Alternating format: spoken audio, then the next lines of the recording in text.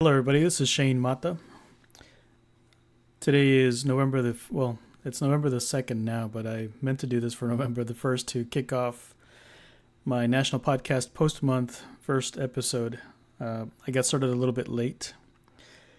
If you're new to this NaPodPoMo, National Podcast Post Month, this is a project started by my friend Jennifer Navarrete. You can go to NaPodPoMo.org and find out more about it, but essentially what it involves is recording 30 podcast episodes within 30 days so that it kind of helps you get started in podcasting. It helps you get over those first errors.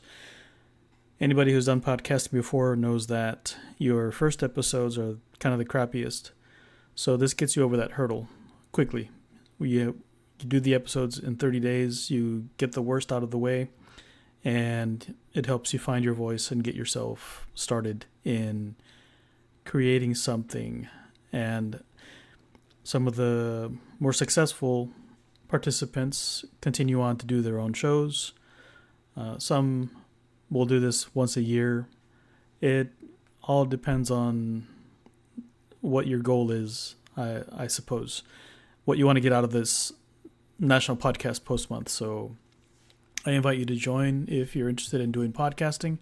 It doesn't take very much, particularly if you have a Mac. It's a little bit easier because some of the tools are built in. You have like GarageBand and things like that you can use. Or in my case, what I'm doing right now is I'm using Vimeo to do a screen recording.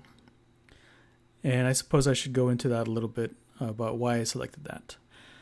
And I'll also want to touch a little bit on the use of blockchain to host some of your not particularly, I suppose, but there's possibilities. So we'll go into that in a little bit. I'm kind of going all over the place. So I think one of the first lessons that you need to have when you're doing your podcast is to have a script or some sort of outline, which I do not have, but when you've done this for a while, you tend to have the ability to kind of roll with it as you do the show so that you're not stuck. And I think for most first-time podcasters, it's difficult to get into that smooth conversational style where you're not stuttering, you're not doing the ahs and ums, where you are able to continue with the topic and kind of riff off of what you started out doing at the beginning of the show. So in this case, I do not have an outline, but I do have a rough idea of where we want to go with the show, or this episode at least. My intention long-term for this is actually, I've been meaning to do what you call a faceless YouTube channel. So it's not exactly a podcast. It's more of a faceless channel. So we want to get over this hurdle of getting started. I've been meaning to do this for a while. I just never got to it. And National Podcast Post Month, I think, is the perfect excuse to get this going. So this is my entry, my journal post for the day. All right, so I did tell you about National Podcast Post Month, the NaPodPoMo.org website. You can go here and find out more. There's a mega feed, actually, that Jennifer puts on where you can listen to all of the podcasts created by a lot of the participants for the year. And so here you can see, if you're watching the video, if you're listening on a podcast, then obviously you won't see, but there is a player on there that allows you to listen in on the feeds of the participants for this year's NaPodPoMo, the 2024 NaPodPoMo. There's also, on the Hive blockchain, you'll find the NaPodPoMo community, and people will start posting their episodes here, the ones who are on Hive.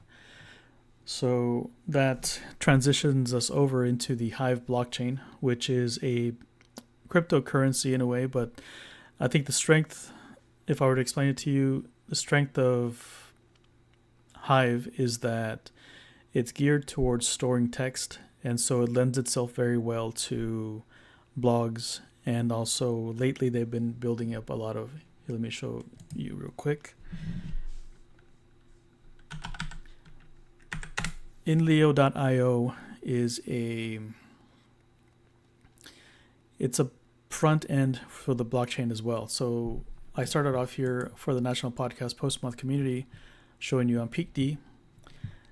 And PeakD runs on the Hive blockchain, but so does Inleo. And what Inleo does is that they've created a way for you to post microblogs, kind of like Twitter or X, as we now call it, and some of the other microblogging. But what distinguishes this from the other ones is that these are permanent entries. They are written to the blockchain and they become indelible. Basically, they can't be altered, they can't be erased, and you own the account. There's nobody that can shut you down. If you do get a bit too obnoxious, they can hide your account, but then you could always go over to another front end like PeakD, or there's another front end called Ecency, or you can go to hive.blog. There's many ways for you to post to the Hive blockchain, and they all share the same backend. They share the database, so your one post comes up on multiple websites. And so, in this regard, National Podcast Post Month has a community that is available to participants on multiple front ends, multiple websites. And so, if I were to go here, let me see if I can find NaPodPoMo.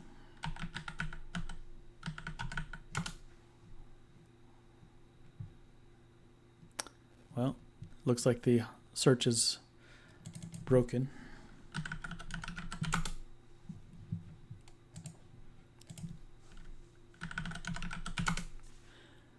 There we go, NaPodPoMo. So you'll see the episodes, if you're watching the video, are the same as the episodes that are the posts on there are the same as the posts over here on PeakD. It's just a different website that's showing you the content. So if you're interested, I'll be on the Hive community, and I'll also be posting these videos on YouTube. All right, so that's enough of that introduction. Let's see. I do have a lot of thoughts about what to do for this season. What I'll be starting off with is, on this faceless channel, is starting off with some productivity posts. And actually, I had lined up and I had thought about doing a productivity post first. I'm working on a blog post about it. Maybe I can tell you a little bit of what I'm doing at the moment. Is I've been going through a lot of my old notebooks. I have a lot of the Moleskine notebooks. Let's see. These are the Moleskine notebooks. If you go to moleskine.com, and in the image here that you see in the browser, there's a stack of old, used up Moleskine notebooks. I use the pocket size typically because they're easy to carry, and if I don't carry it with me, I'm unlikely to use it. I'll just leave it lying around and not use it. So I have a stack of these old notebooks, and I've been going through one by one and copying a lot of my notes out to put into a digital tool. Excuse me. Get a hairball there. I've been using, for many years, I've been using Evernote, and here's the evernote.com to show you kind of an idea what it does. It is a multimedia type of storage system, and I started this, I think, back in around 2007, and the prospect of that at that time, or the selling proposition, was to remember everything. And they still kind of do that, although they've put more of an emphasis now on productivity. But the same idea is to remember everything, is that you dump all of your notes and information in there, so you can add to-do lists, you can add documents, you can add audio notes, short videos, you can add journal entries, whatever, just whatever media you've got, you can put it in there and use it as a storage space. So when I signed up initially, the main attraction was, besides the remember everything, was that it was unlimited storage in a way, because you're limited to about 10 megabytes per note or something like that, 10 or 20, and a limit of, I think, 15,000 notes. I forget what the total number is, but I think it's 100,000 notes now. So you will have not exactly unlimited storage, but close to it as far as useful notes. So at the moment, I have about 4,000 notes in Evernote that I've accumulated over the years. Some people have way more than that. To me, 4,000 notes is a lot, and what I've started to do is go back and delete stuff that is no longer useful. And so there is a cognitive load for me to have that information there and just have it waiting for me to do something with it. So I go back periodically and I'll look through old notes and delete them. Or what I'll also do is, if I find notes that are related, I'll combine them into one, or delete information that's not useful, keep some information. But I'm also doing that with the Moleskines. So that stack of notebooks that I have, I'm going through and one by one going through the pages and copying some of the notes that are useful out into either Evernote, or another tool that I use is called Obsidian. Obsidian is more like a wiki, but it lives on your computer, and you can connect things quickly, different thoughts, different ideas, with wiki-like connections, and that makes it easier to jump around from topic to topic, and it allows you to find information accidentally as well as intentionally. And so I'm finding it to be very useful, and I would prefer to use it over Evernote. However, at the moment, Evernote has some really cool tools that they've introduced, such as the ability to transcribe. I don't know if they have it here. Yeah, AI transcribe, where they can transcribe images. They can transcribe audio or video into text. So if I took a picture of a journal entry, for example, I would upload it, and they would take that and type it up for me. So it would save me time in having to do that myself. I found that it is very accurate. It's a bit more accurate than the OCR in a lot of apps. The audio is also very good. It does a much better job than some of the other audio transcription services out there. So when I take notes or do audio notes, I'll put them into Evernote and then use that to give me a transcription. I have been using another one called Otter.ai, which is pretty good. Not perfect, but it does a pretty good job. I'm using the free version at the moment, which gives you, I think, about 30 minutes or something like that, or 3 hours a month for free. And then after that, you have to pay. And there's other features that you pay for that you get in addition. So one of those features would be, if I had an audio file, I can just dump it into Otter.ai and it would transcribe it for me. But with the free version, you can't do that. It has to be recorded in the app and then have the app do the transcription for you. So a lot of cool tools, but what I'm finding is that a lot of the old notes that I have, I guess I'm doing the show after all, a lot of the old notes that I have are, there's not much to them. They're old to-do items, which don't really have any purpose to this day. There's no reason for me to keep that list. There's old information, client information that I don't even have the clients anymore. So a lot of these notes are even older than 7 years, so there's really no purpose tax-wise or business-wise to keep the notes. But every once in a while, I'll find a gem, and then I'll have to copy that into Obsidian. I think Obsidian is going to be my last repository. And I'm choosing Obsidian as to be the last place to put things because Obsidian lives on the computer. And it's local, so I don't have to subscribe. I don't have to do anything. I just have it locally on my computer, and I can use it indefinitely. And it saves my files in Markdown format, which is basically a text format with a style that allows you to do something like websites. It allows you to do very simple formatting of your text so that it presents nicely on some of the other apps that you can do text editing on, or that you can put on to make blog posts, for example. So in any case, what I'm finding is that a lot of the stuff, as I was saying, is not useful. So I'm tearing out a bunch of the old pages from my old Moleskine notebooks and shredding them basically. And as I'm finding gems, I'm transcribing those into Obsidian. And actually, what's helping me is some of the pages that I do want to preserve. What I'll do is I'll take a picture and have Evernote transcribe and then copy that text over to Obsidian. And then, of course, I delete it off of Evernote. Evernote has evolved from my one place to put everything to now kind of my workspace, where I'm using it to store things that I'm doing now, and then eventually the plan is to remove them and put them into Obsidian. So I'll do continuous reviews every week, and as I'm working through my old notes, deleting stuff and copying stuff off of Evernote into Obsidian. I have used another tool that, here, let me bring this up. This one's a pretty cool one. It's called thebrain.com. And thebrain.com is more of a 3D, like, let me see if there's one here. There's an image that shows you, it's kind of like mind mapping, and it does more than just a parent-child connection. It also has sideways connections, like related topics that aren't in the hierarchy.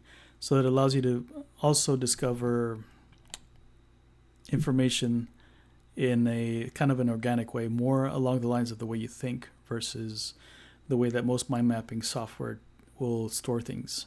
And so over the years, I've really used the brain to keep a lot of information. So eventually I'll come back and use this.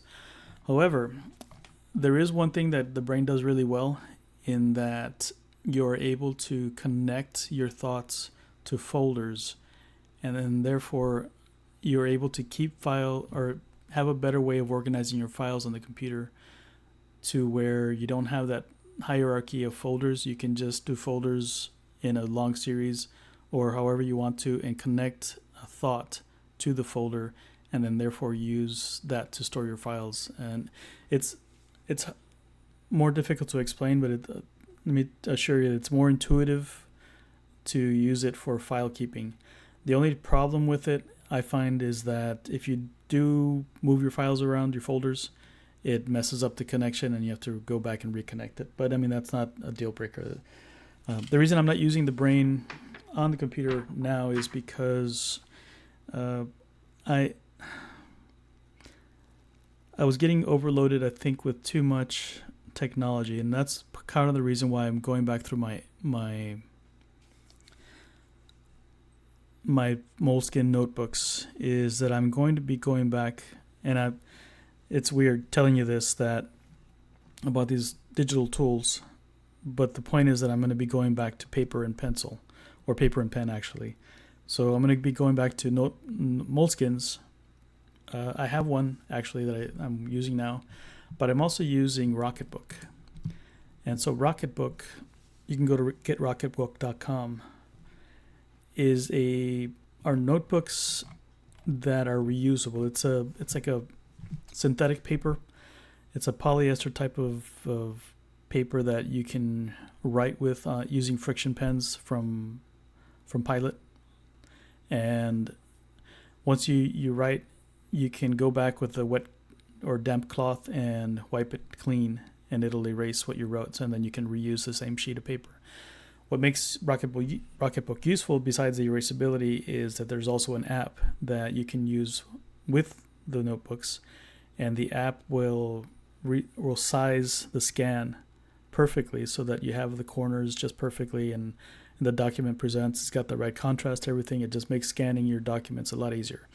So early on, I fell into the trap of scanning everything, all of my notes, which can be useful for archival purposes. So when I had a job, it was very useful for that purpose, because your notes are not necessarily legal documents, but they do show a history of how you're working things.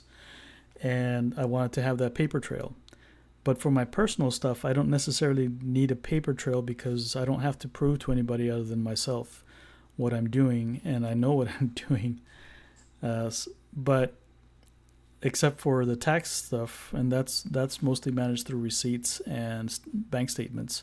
So my personal notes, I'm able to write down on this synthetic paper at the end of the week, go through my notes and combine them into one note, and then transcribe them into the computer. And I don't have to scan so much. So every once in a while there is a gem that I'll scan, or if I think it's important enough, I'll scan it.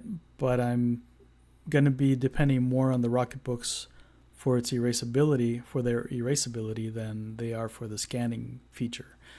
And so that's where my thinking is headed, is my process of managing notes is evolving to not keeping everything, only keeping the more important things, and just getting rid of the stuff that's not going to be helpful in the future. So this is in conjunction with going back to the old notebooks, reviewing them, taking out the gems, and then destroying whatever I have remaining. And in one way, it's actually very helpful for me because it is removing some of the clutter around my home. That have, like I said, a stack of notebooks, and they're just sitting there. What am I going to do with them? It's information that doesn't really make for interesting reading, and it's not information that is going to be useful to anybody to figure out more about me other than what I ate for breakfast, or plane ticket, whatever, or agenda. I don't know. So that's what I've been doing lately, and so I'm starting to kind of realize the disposability of a lot of my information, and I'm starting to get rid of a lot of things. And even on the computer, a lot of my files, I'll periodically start going through my Google Drive, my Dropbox, all of it. It's all going to get reviewed, and it's all going to get either combined with other useful information or deleted. There's no point in keeping old documents around. I don't know that anybody in the future would have the patience to sit there and go through all of that stuff, all of the drafts. So, I mean, that was actually one of the benefits that I found from working with Hive blockchain, is that it has a permanent home. Now, I don't know if Hive's going to last forever, but if it starts to tank, then I'll know in advance and I'll be able to go in and get the content off. But otherwise, I wouldn't be heartbroken if my content disappeared. I really wouldn't. I've had that happen many times over the years with blip.tv, with what's the other one? Pounce was another one, and a bunch of websites that I've invested time and effort into, and they just went out of business or sold to another company. I don't know if you remember early on in their first days of Facebook, there was friend feed, which you would connect all your social media. It would basically pull up all your feed and give you a kind of a rolling feed of all of your friends, people that you followed, and things like that. So that was cool for a while, but then Facebook bought them for the technology, and then that was the end of that. So if Hive were to go the way of the dodo, then I wouldn't be heartbroken. I think I'd be okay with it. But doesn't seem to be happening. Hive is held on, and with every year that it lives, its chances of surviving even longer, increase. Kind of like Bitcoin or Litecoin or Ethereum. All right, so I think I'll wrap it up here today. This was just kind of an introduction to what I'm doing as far as the note taking. There is a bit of more of a process to it, and I'm going to be writing a blog post. I just haven't sat down to write it. Okay, so let me go back again. The reason I haven't been able to sit down and write it is because it's a computer thing, and I think I need to get away from the computer, because every time I sit at the computer, I end up wanting to watch YouTube, and I'll watch YouTube, and then there's another video, and there's always another video, And the algorithm is very good at catching my attention and keeping me here entertained for hours. So I need to be able to step away from the computer to be productive. And so that's why I'm resorting back to paper notes, and why I'm starting to bring out my Rocketbook again and use the Moleskines is because I can do the to-do lists. I can do blog posts, writing. I can do all the productive stuff on paper, and then either scan it to Evernote to transcribe it, or manually transcribe it into Obsidian. But I can do all of the stuff that I'm trying to do on the computer, on paper, without the distractions. And I think I'll, in the long term, be more productive and better at writing blog posts than I have been since I have been over these few years. I thought, and I invested a lot of time in these productivity software, setups. But the reality is, because they are on the computer, and because they require so much thinking and setup and tagging and this and that, they really are anti-productivity in some ways, even though they're productivity tools. AI is not doing much better. I'm finding that AI is actually promoting a mindset of word count over quality, whereas my process is starting to value quality over word count, and so we're at odds with that. So I do use AI to help me brainstorm and things like that, but what I'll do is I'll print out the notes, and then I'll do that manually. So that's also in transition. AI is also good for the tools like the Evernote tools, and AI is also good to start off from research. So at least I know what things are called in the different fields, and then I'm able to do research separately using just a regular search engine or other online tools like Perplexity or things like that. So as you can see, it's a very tangled web that I've got myself into, and it all started this month for National Podcast Post Month. And I invite you to join us and share your experiences for 30 days, 30 podcasts in 30 days. You can't beat that. And we will be doing a lot of this. I'm going to be doing this on YouTube this year and posting this. I thought about doing it on Vimeo, but the thing is, I have to pay for Vimeo. I don't want to pay for Vimeo. But it does provide some cool tools for screen capture and some other editing and all that sort of thing. So I guess I'll wrap it up here. So I do appreciate you listening in to this faceless video, and join me again tomorrow. It should be another November 2nd episode, but I'll try to record it a little bit earlier so that I can post it in time for National Podcast Post Month. We'll talk to you soon.